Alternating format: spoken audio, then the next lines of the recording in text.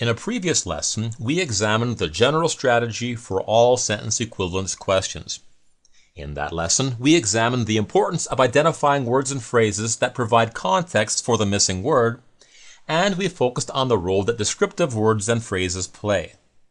In this lesson, we'll examine the role that relationship words and phrases play. Now to begin, relationship words are words that connect parts of a sentence such that those parts either work together or work against each other. To see relationship words in action, consider this question. As usual, we'll begin by looking for descriptive words that provide context for the blank. So we can see that we have a surly staff displaying ungratefulness. Based on this information alone, we might predict a word like thanklessness for the blank. However, right before the blank, we have the relationship phrase rather than. This tells us that the missing word is working against the descriptive word ungratefulness.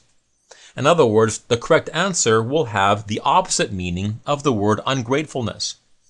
So let's predict gratefulness for the missing word.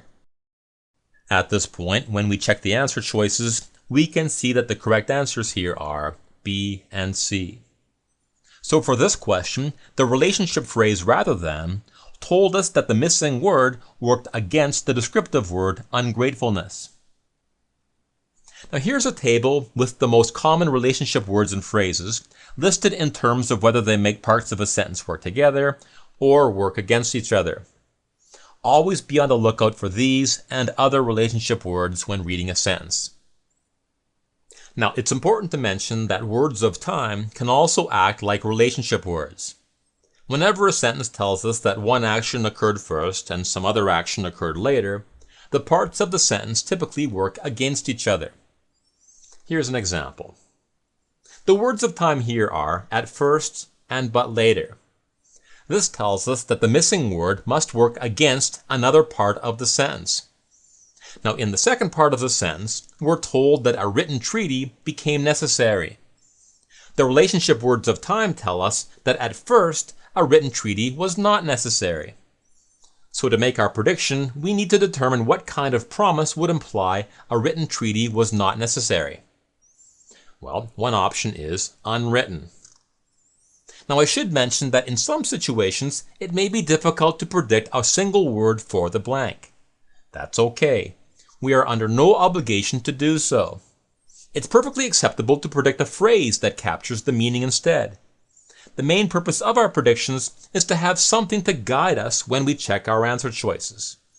So another possible prediction might be something like informally understood. Okay, now let's check our answer choices. First, tacit means implied or unspoken. This is a great match, so we'll keep it. Next, we have the word flip. Now, flip can have more than one meaning. As an adjective, it means not serious. So this seems like a good candidate. Now, the word legal is intended to look appealing given the subject of our sentence. However, legal implies some formality, so this word is actually the opposite of what we need. So we can eliminate C.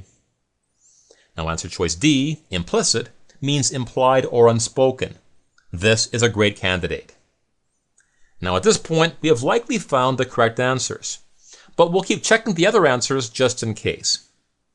Statutory is a word that we often hear in legal matters, but this word is not supported by context, so we'll eliminate it. Finally, we have virtuous, which means honorable.